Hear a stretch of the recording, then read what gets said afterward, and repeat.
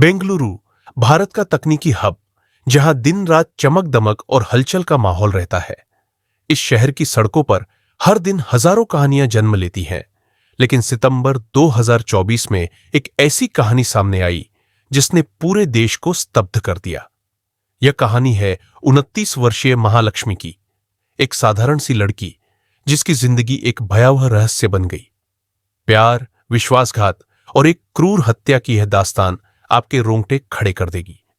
आइए इस खौफनाक हत्याकांड की गहराई में उतरें और जानें कि आखिर क्या हुआ उस रात जब बेंगलुरु की एक गली में खून की स्याही से एक काला अध्याय लिखा गया। नमस्ते दोस्तों, स्वागत है आपका क्राइम स्टोरी जोन में, जहां हम लेकर आते हैं सच्ची और रोंगटे खड़े कर देने वाली क्राइम कहानियां जो न केवल आपके मन को झकझोर देंगी बल्कि आपको सोचने पर भी मजबूर करेंगी। आज हम आपके लिए लाए हैं बेंगलुरु के एक ऐसे हत्याकांड की कहानी जिसने पूरे देश को हिलाकर रख दिया। यह है 29 वर्षीय महालक्ष्मी की कहानी, एक साधारण सी लड़की जिसकी जिंदगी एक भयावह रहस्य बन गई। प्यार, विश्वासघात और एक क्रूर हत्या की इस दास्तान में क्या छिपा है? क्या यह सिर्फ एक हादसा था या इसके पीछे एक गहरी साजिश? तो तैयार हो जाइए, क्योंकि यह कहानी आपके दिल की धड़कनों को तेज कर देगी। चलिए शुरू करते हैं। महालक्ष्मी त्रिपुरा के एक छोटे से गांव से ताल्लुक रखने वाली एक मेहनती और महत्वाकांक्षी लड़की थी। बेंगलुरु के मलेश्वरम इलाके में वह एक मॉल में सेल्स वुमन के तौर पर काम करती थी। उसका छोटा सा किराए का फ्लैट व्यालिकावल की तंग गलियों में बसा था। बाहर से देखने में उसकी जिंदगी बिल्कुल साधारण थी। सुबह काम पर जाना, शाम को घर लौटना और कुछ करीबी दोस्तों के साथ वक्त बिताना। लेकिन इस साधारण जिंदगी के पीछे एक तूफान छिपा था। महालक्ष्मी अपने पति हेमंत दास से अलग हो चुकी थी। पिछले 9 महीनों से दोनों के बीच कोई संपर्क नहीं था। हेमंत त्रिपुरा में रहता था और महालक्ष्मी ने बेंगलुरु में अपनी नई जिंदगी शुरू की थी। लेकिन इस नई जिंदगी में एक नया शख्स आया, मुक्ति रंजन राय, जो उसका सहकर्मी था और जल्द ही उसका प्रेमी बन गया। महालक्ष्मी और मुक्ति की मुलाकात मॉल में हुई थी, जहां दोनों एक ही डिपार्टमेंट में काम करते थे। शुरुआत में उनकी दोस्ती गहरी हुई और धीरे धीरे यह दोस्ती प्यार में बदल गई। लेकिन यह प्यार जल्द ही एक खतरनाक जुनून का रूप लेने लगा। मुक्ति, जो ओडिशा के भद्रक जिले का रहने वाला था, स्वभाव से चिड़चिड़ा और गुस्सैल था। पुलिस के रिकॉर्ड के अनुसार महालक्ष्मी और मुक्ति के बीच पिछले कुछ महीनों में कई बार तीखी बहस हुई थी। पड़ोसियों ने बताया कि उनकी लड़ाई अक्सर सड़क तक पहुंच जाती थी। एक बार तो मलेश्वरम पुलिस स्टेशन में उनकी शिकायत भी दर्ज हुई थी, लेकिन पुलिस ने इसे मामूली घरेलू विवाद समझकर नजरअंदाज कर दिया। महालक्ष्मी, जो एक स्वतंत्र और मजबूत इरादों वाली लड़की थी, मुक्ति पर शादी का दबाव बना रही थी। लेकिन मुक्ति के लिए यह रिश्ता शायद एक बोझ बन चुका था। क्या यह प्यार था या सिर्फ एक जाल जिसमें दोनों फंस गए थे? 2 सितंबर 2024 की रात बेंगलुरु की हल्की बारिश और ठंडी हवाओं ने शहर को एक शांत माहौल दिया था। लेकिन महालक्ष्मी के छोटे से फ्लैट में उस रात एक तूफान उठ रहा था। मुक्ति और महालक्ष्मी के बीच एक और तीखी बहस शुरू हुई। इस बार बात गुस्से से आगे बढ़ गई। मुक्ति ने बाद में अपने सुसाइड नोट में दावा किया कि महालक्ष्मी ने उस पर चाकू से हमला करने की कोशिश की थी। गुस्से और डर के मिश्रित भाव में मुक्ति ने महालक्ष्मी का गला घोंट दिया। उस रात व्यालिकावल की उस तंग गली में एक जिंदगी खामोश हो गई। लेकिन यह कहानी यही खत्म नहीं हुई।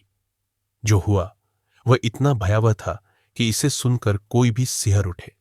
हत्याकांड के बाद मुक्ति ने ठंडे दिमाग से एक ऐसा कदम उठाया जिसने इस मामले को और भी डरावना बना दिया। उसने पास के व्यालिकावल मार्केट से एक तेज धार वाला चाकू खरीदा। फिर अपने फ्लैट के छोटे से बाथरूम में उसने महालक्ष्मी के शव को 59 टुकड़ों में काट डाला। यह काम इतनी सावधानी और क्रूरता से किया गया कि पुलिस भी बाद में हैरान रह गई। उसने इन टुकड़ों को अपने फ्लैट के फ्रिज में ठूंस दिया, जैसे कोई सामान स्टोर कर रहा हो। बाथरूम को एसिड और डिटर्जेंट से साफ किया गया ताकि खून के एक भी निशान न रहे। फ्रिज के पास एक काला सूटकेस रखा था, जिसके बारे में मुक्ति ने बाद में दावा किया कि महालक्ष्मी उसका कत्ल करके उसके शव को उसमें छिपाने वाली थी। लेकिन क्या यह सच था या सिर्फ मुक्ति का बचाव करने का एक बहाना? यह सवाल आज भी अनसुलझा है। हत्याकांड के बाद मुक्ति ने अपने छोटे भाई स्मृति रंजन राय को फोन किया। उसने स्मृति को सारी बात बताई और कहा कि वह अब भाग रहा है। स्मृति ने उसे सलाह दी कि वह तुरंत शहर छोड़ दे। मुक्ति अपने छोटे भाई सत्य रंजन राय के साथ ओडिशा के भद्रक जिले में अपने पैतृक गांव भाग गया। वहां पहुंचकर उसने अपनी मां को सारी सच्चाई बताई। उसने रोते हुए कहा कि महालक्ष्मी ने उसका पैसा और सोने की चेन चुराई थी और उसे ब्लैकमेल कर रही थी। उसकी मां ने उसे सांत्वना दी, लेकिन मन ही मन वह भी डर रही थी। मुक्ति जानता था कि पुलिस उस तक जल्दी पहुंच जाएगी। उसका डर उसे हर पल सता रहा था, लेकिन वह नहीं जानता था कि उसका अंत इतना करीब है। 21 सितंबर 2024 को महालक्ष्मी के फ्लैट से तेज दुर्गंध की शिकायत पड़ोसियों ने की। शुरुआत में मकान मालिक ने सोचा कि शायद कचरा इकट्ठा हो गया है, लेकिन जब दुर्गंध असहनीय हो गई तो उन्होंने महालक्ष्मी की मां मीना राणा को सूचना दी। मीना अपनी बड़ी बेटी के साथ फ्लैट पर पहुंची। दरवाजा खोलते ही उन्हें कुछ गलत होने का एहसास हुआ। फ्लैट में सन्नाटा था और हवा में एक अजीब सी गंध फैली थी। जब उन्होंने फ्रिज खोला तो उनके सामने जो दृश्य था वह किसी डरावने सपने से कम नहीं था। फ्रिज में महालक्ष्मी के शव के टुकड़े मैगॉट्स से ढके हुए बिखरे पड़े थे। खून के धब्बे, बिखरा हुआ सामान और वह भयानक गंध, यह सब देखकर मीना और उनकी बेटी सदमे में चली गई। उन्होंने तुरंत पुलिस को बुलाया। बेंगलुरु पुलिस ने तुरंत जांच शुरू की।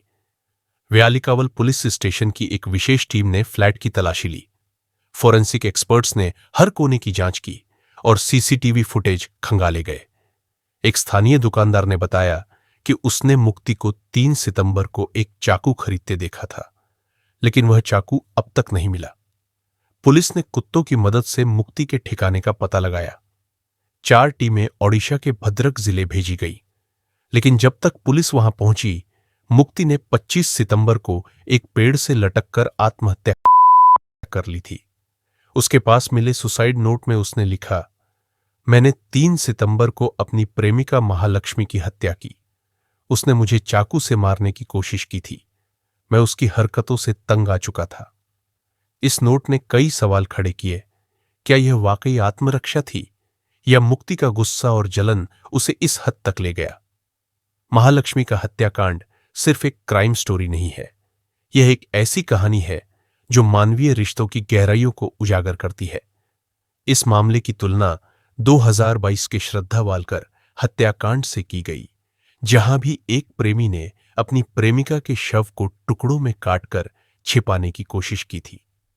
क्या मुक्ति ने उस केस से प्रेरणा ली थी? पुलिस को अब तक वो चाकू नहीं मिला जिससे शव को काटा गया। क्या महालक्ष्मी वाकई मुक्ति को ब्लैकमेल कर रही थी या यह उसकी कहानी का हिस्सा था? और सबसे बड़ा सवाल, क्या इस हत्याकांड में और भी लोग शामिल थे जिनका सच अभी तक सामने नहीं आया? इन सवालों के जवाब शायद कभी न मिले। यह हत्याकांड न केवल बेंगलुरु बल्कि पूरे देश में चर्चा का विषय बन गया। सोशल मीडिया पर लोग इस मामले को लेकर अपनी राय दे रहे थे। कुछ ने मुक्ति को एक क्रूर हत्यारा बताया तो कुछ ने महालक्ष्मी के चरित्र पर सवाल उठाए। लेकिन सच्चाई क्या थी? यह कहानी हमें सोचने पर मजबूर करती है कि प्यार और विश्वासघात की सीमा कहां खत्म होती है। यह हमें यह भी याद दिलाती है कि रिश्तों की चमक के पीछे कितना अंधेरा छिपा हो सकता है। अपराध चाहे कितना भी शातिर क्यों न हो, उसका अंजाम हमेशा अंधेरे से उजाले की ओर जाता है। मिलते हैं अगली सच्ची और सनसनीखेज कहानी के साथ, सिर्फ क्राइम स्टोरी जोन पर। तब तक सतर्क रहे, सुरक्षित रहे। Thank you.